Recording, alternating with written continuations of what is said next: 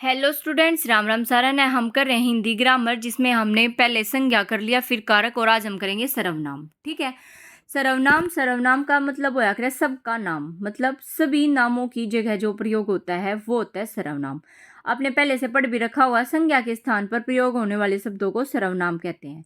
संज्ञा की पुनरावृत्ति को रोककर जो वाक्य को सुंदर बनाते हैं, जैसे मैं कहूँ राम वहां गया, राम ने ये काम किया, राम ने वो काम किया।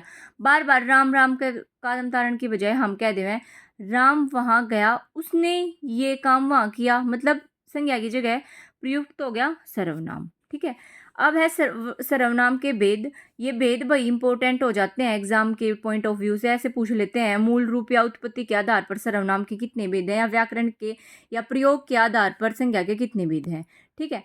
देखो, सर्वनाम सबके नाम। ठीक है। आजकल सबके हैं। देखो, मैं याद करने का तरीका बताती हूँ, फनी वे में मत लेना या फिर कोई अपनी दिल पे मत लेना इस बात में। देखो, आजकल सबके हैं, छक्के बन रहे हैं। ठीक है ना, मतलब छक्के का मतलब समझते होगे, है ना। मतलब देखा होगा भाई, लड़के लड़कियों में, लड़के लड़कियां में इंटरेस्ट ले रहे, लड़की लड़कियां में, मतलब हर कोई वो है ना। तो इस उसमें सर्वनाम के है 6, सर्वनाम के क्यों है 6 भेद होते हैं। ठीक है। अब है मूल रूप से सर्वनाम कितने, उसमें 11 भेद होते हैं। 11 में आता है मैं, तू। आप अपने आप से लेके चलो। देखो, एक तो मैं हूँ, एक आप पढ़ रहे हो मेरे से तू, तू यो काम कर ले। एक हम दोनों के लिए यूज कर सकते हो, आप ये क्या कर रहे हो, आप वो कर रहे हो, है ना। मैं, तू, आप, यह, वह, जो, सो, कोई, कुछ, क्या, कौन। ये चीज़ आप अपने आप से रिलेट करके चलोगे ना, तो अपने आप वो हो जाएगी। जब आप खुद से बात, मतलब आप बात कर रहे हो, तो जैसे मैं पढ़ा रही हूँ तो मैं, तुम सुन रहे हो तो तू भी कह सकूँ, मैं अपने आप भी कह सकूँ हूँ। मैं किसी और बंदे का जिक्र करूँ तो यह वह। ठीक है। जो, सो, कोई, कुछ, क्या, कौन। तो हिंदी का अपना सर्वनाम आप होता है।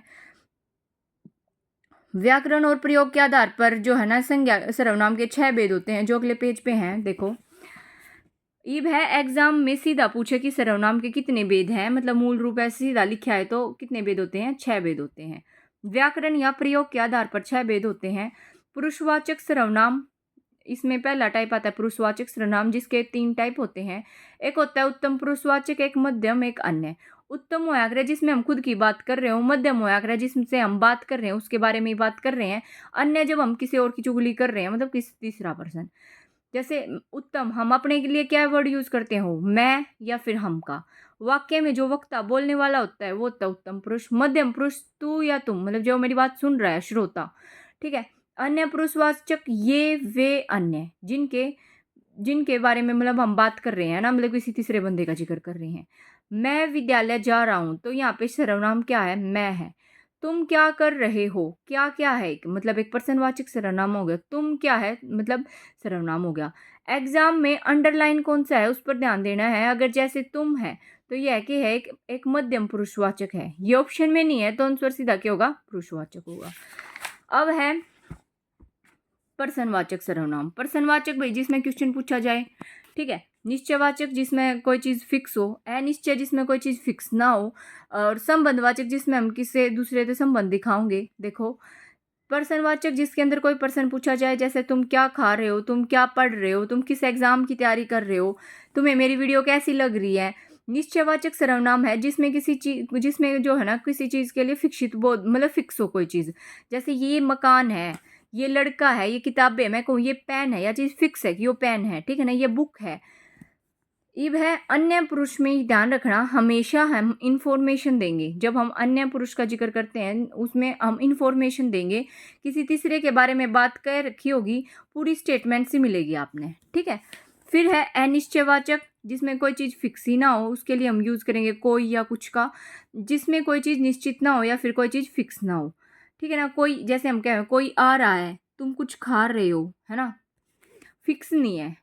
फिर है संबंधवाचक सर्वनाम। संबंध में जो या सो का वर्ड यूज होगा, और इसमें ध्यान रखना इन दो के बाद हमेशा क्रिया लिखी पाएगी। जो, सो के बाद अगर क्रिया हुई है तो ही वह क्या होगा, संबंधवाचक होगा। जैसी करनी वैसी भरनी, जैसी, जैसी के बाद क्या है, ये क्रिया है। वैसी भरनी, भरनी क्या है, क्रिया होगी। जो बोएंगे सो काटेंगे, तो जो और वो सो के बाद क्या आ गई, ये क्रिया आ गई, तो ये हम कह सकते हैं संबंधवाचक सर्वनाम है। जैसा देश वैसा वैसा बेस, देश कोई क्रिया नहीं है, भेष कोई क्रिया नहीं है, तो ये यहाँ पे क्या होएगा, ये संबंधवाचक सर्वनाम न होकर ये विशेषण होगा। ठीक है, इस चीज़ का ध्यान रखना। उसके बाद है निजवाचक सर्वनाम। जब जो चीज़ हम खुद के लिए यूज़ करते हैं ना, उसके लिए अपने लिए मतलब कहने वाले जो सर्वनाम होते हैं, जो शब्द हम खुद के लिए यूज़ करते हैं, जैसे मैं स्वयं पढ़ लूँगी, मरोड़ मैनून कहते हैं मैं खुद ही कर लूँगी ये काम, अगर तू नहीं कर रहा तो, है ना? तो तुम्हें खुद मेहनत करनी पड़ेगी। हमारा देश महान है। आप क्या है, देखो मध्यम पुरुष भी होता है और अन्य पुरुष होता है, दोनों में यूज़ होता है। आप काफ़ी समय बाद आए, ये आपकी स्टेटमेंट डिपेंड करेगी कि भई ये मध्यम है या फिर अन्य है। मध्यम मतलब आप बड़े प्रतिभावान मनुष्य थे, मतलब आप क्या है यहाँ पे अन्य है।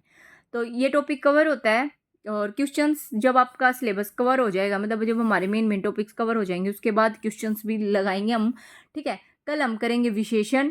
Thank you so much.